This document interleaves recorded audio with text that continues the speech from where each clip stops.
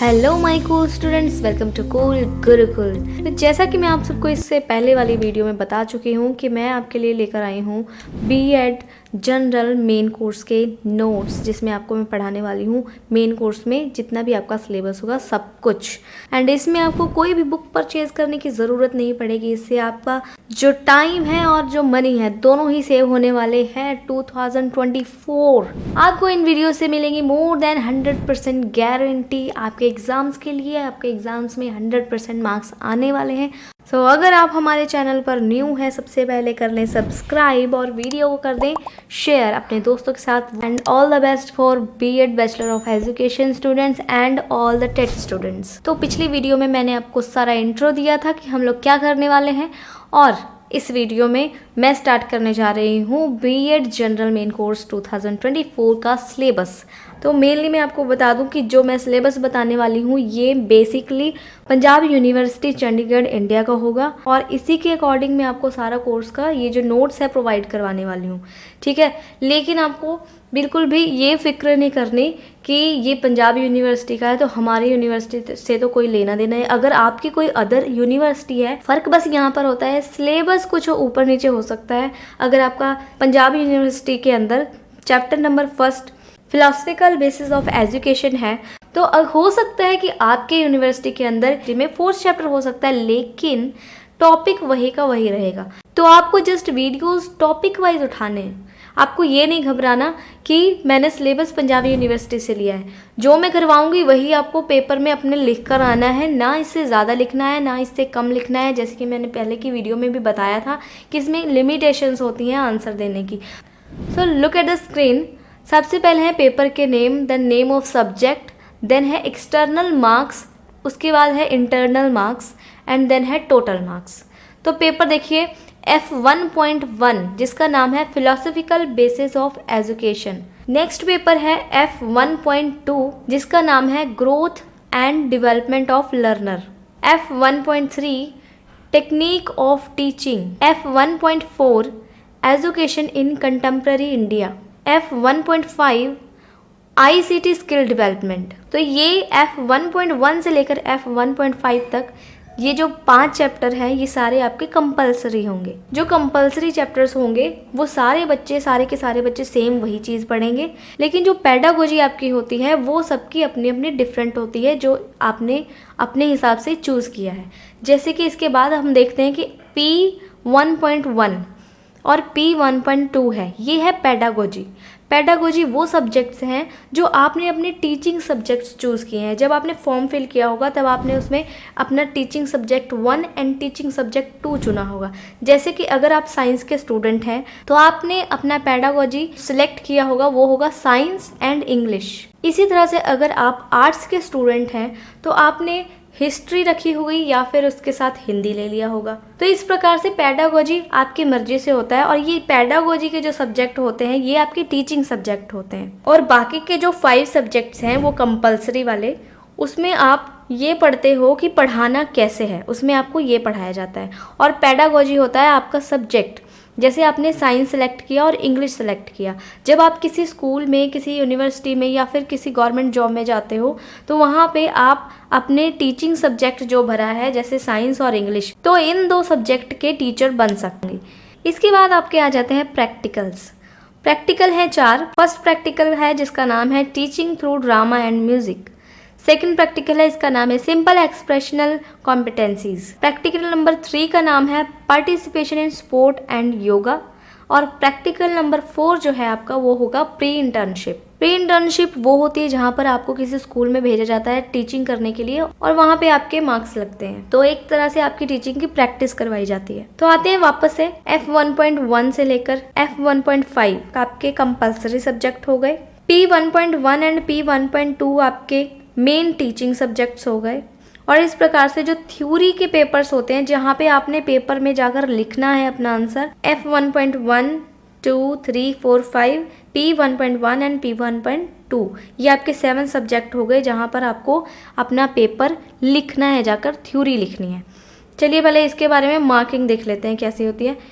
तो सबसे पहले एक्सटर्नल मार्क्स जो होते हैं ये साथ के साथ जो आपके थ्योरी के पेपर हैं जहाँ पे आपको लिखना है, इसके एक्सटर्नल मार्क्स जो टोटल मार्क्स होंगे वो कितने नंबर का पेपर आएगा आपको, 40 मार्क्स का पेपर आएगा। ठीक है, जैसे एक सब्जेक्ट है फिलोसफिकल बेसिस ऑफ एजुकेशन, ये आपको 40 मार्क्स का आएगा, जिसमें से इंटरनल मार्क्स जो आपके लगेंगे, जो आपके टीचर्स लगाते हैं कॉलेज के, वो होंगे 10 मार्क्स। और इस प्रकार से आपके जो टोटल मार्क्स हो जाते हैं 40 + 10 = 50। तो एक पेपर का 50 मार्क्स हो गया। Similarly growth and development of learner, external marks जहाँ पे आपको लिखना है वो आपको 40 मार्क्स का आएगा। जो आपके टीचर्स कॉलेज के नंबर लगाएंगे वो 10 मार्क्स से मिलेंगे और टोटल आपके हो गए 50। तो 7 थ्योरी पेपर्स जो हैं आपके 40 मार्क्स के आपको लिखने वाले पेपर्स आएंगे, जहाँ पे आपको लिखना है अपने शिद्दत से, अपने दिमाग लगाकर और अच्छे से सजा धजाकर अपना पेपर लिख कर आना है। और 40 में से जस्ट आपको 14 मार्क्स चाहिए, सिर्फ और सिर्फ 14 मार्क्स चाहिए पास होने के लिए। क्या डिफिकल्ट क्या है इसमें बताइए, कुछ डिफिकल्ट नहीं है। लेकिन इसका मतलब ये नहीं है कि आप पासिंग मार्क्स लेकर पास हो जाएं। आपको फुल मार्क्स स्कोर करने हैं, क्योंकि गवर्नमेंट का कुछ पता नहीं है। क्योंकि वैसे तो कहा जाता है कि इस मार्क्स से कोई फर्क नहीं पड़ता, बीएड जो है उसमें पास होने चाहिए, सीटेट जो है उसमें पास होने चाहिए, मार्क्स से कोई फर्क नहीं पड़ता। लेकिन हमारे टीचिंग के अंदर जो गवर्नमेंट है वो कुछ ना कुछ जो चेंजेस है वो लाती रहती है, तो कुछ भी पता नहीं है इस चीज के बारे में। कुछ भी हो सकता है, कुछ भी चेंज हो सकता है। आज अगर कम मार्क्स वाले को भी एक अच्छी नौकरी मिल सकती है, क्या पता कल एक ऐसी कंडीशन रख दी जाए कि 90% वाला ही अच्छी नौकरी ले सकता है। चाहे 14 मार्क्स पे आप पास हो रहे हो, लेकिन आपको मार्क्स लेने में बिल्कुल भी कंजूसी नहीं करनी है। 40 नंबर का अगर एक सब्जेक्ट है, पेपर आ रहा है, तो आपने 40 में से 40 स्कोर करने की कोशिश करनी है। बाकी जो 10 मार्क्स के इंटरनल असेसमेंट है वो डिपेंड करती है आपके कॉलेज के टीचर के ऊपर, on the basis of your performance in your college. अब जो आपको पेपर की तैयारी करनी है, लिखने की तैयारी करनी है, थ्योरी पेपर जो है टोटल हो गया आपका 350 मार्क्स का। अब आते हैं प्रैक्टिकल के ऊपर। तो practical number 1 teaching through drama and music 20 marks का होगा, and 2 simple expressional competencies 20 marks का होगा। ये भी आपको पेपर में जाकर परफॉर्म करना होता है, आपको प्रैक्टिकल्स बनानी होती हैं। और उसके बाद तो आपको पता ही, जैसे आप स्कूल्स में वाइवा वॉइस देते थे, इसी प्रकार से आपका वाइवा होगा, और यही पूरा 20 मार्क्स का है। बाकी इंटरनल असेसमेंट जो है वो तो आपके टीचर ही लगाएंगे, और वो मार्क्स है 5 में से आपको एक प्रैक्टिकल में नंबर मिलेंगे जो आपके टीचर ही लगाएंगे। दूसरे प्रैक्टिकल में भी ऐसा ही है, 5 में से आपको इंटरनल असेसमेंट मिलेगी। तो टोटल आपका हो गया 20 + 5 = 25। तो एक प्रैक्टिकल होगा आपका 25 मार्क्स का, दूसरा प्रैक्टिकल जो होगा वो भी आपका 25 मार्क्स का होगा। इसके बाद बात करते हैं प्रैक्टिकल नंबर 3 की, जिसमें participation in sports and yoga है। और ये आप अपने कॉलेज में परफॉर्म करोगे, आपके कॉलेज वाले करवाएंगे स्पोर्ट्स एंड योगा में परफॉर्म, और ये आपका होगा 25 मार्क्स का, जो कि इंटरनल असेसमेंट के अंदर आता है। कॉलेज वाले ही इसमें 25 में से आपको मार्क्स देंगे आपकी परफॉर्मेंस देखने के बाद। इसमें कोई भी प्रैक्टिकल वगैरह बनाने की ज़रूरत नहीं है, तो एक्सटर्नल मार्क्स नहीं है, फिर भी इसका टोटल बन जाता है 25। प्रैक्टिकल नंबर 4 की बात करते हैं, प्री इंटर्नशिप, जहाँ पे आपको किसी स्कूल में भेजा जाता है पढ़ाने के लिए। ये आपके कॉलेज वाले डिसाइड करेंगे कि आपको कौन से स्कूल में भेजना है।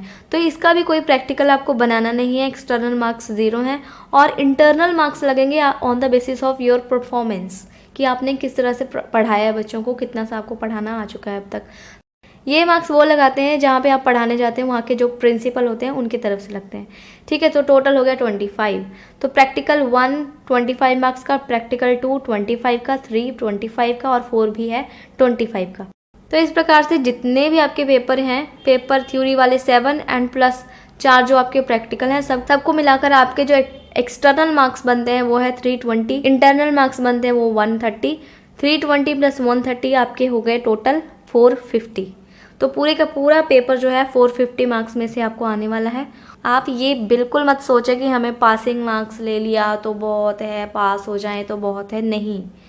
टीचिंग के फील्ड में कुछ भी गवर्नमेंट कुछ भी चेंज कर सकती है। अगर आप गवर्नमेंट जॉब्स में जाते हो, और प्राइवेट स्कूल की बात करें तो वहाँ पर भी आजकल बीएड कंपलसरी है, तो वहाँ पे भी कुछ भी कंडीशन आपके सामने रखी जा सकती है। क्या पता कि जिनके मार्क्स ज़्यादा हो उन्हें ज़्यादा प्रेफरेंस दी जाए। तो इसलिए कह रही हूँ, इस चीज़ का ध्यान रखें, ये ना सोचें कि पास हो जाएंगे बस ये बहुत है। पैडागोजी मैंने जैसे बताया, पैडागोजी के सब्जेक्ट्स आप देख सकते हैं। इनमें से ही आपने अपने पैडागोजी के सब्जेक्ट सेलेक्ट किए होंगे अकॉर्डिंग टू योर ग्रेजुएशन में जो आपके सब्जेक्ट्स होते हैं उन्हीं में से कोई 2 सब्जेक्ट आप अपने पेडागोजी में सिलेक्ट कर सकते हो। बाकी जल्दी से चैनल को सब्सक्राइब कर लें अगर आपने नहीं किया अब तक। वीडियो को लाइक कर दें, शेयर करें अपने दोस्तों के साथ और सब्सक्राइब बटन के साथ एक बेल आइकन है उसे ज़रूर प्रेस कर लें ताकि वीडियो डालो जब मैं तो आपको नोटिफिकेशन आ जाए और साथ साथ में आप सबसे पहले आप हमारी वीडियो देख लो। तो आज की वीडियो यहीं तक थी, मिलती हूँ नेक्स्ट वीडियो में। Take care, good bye.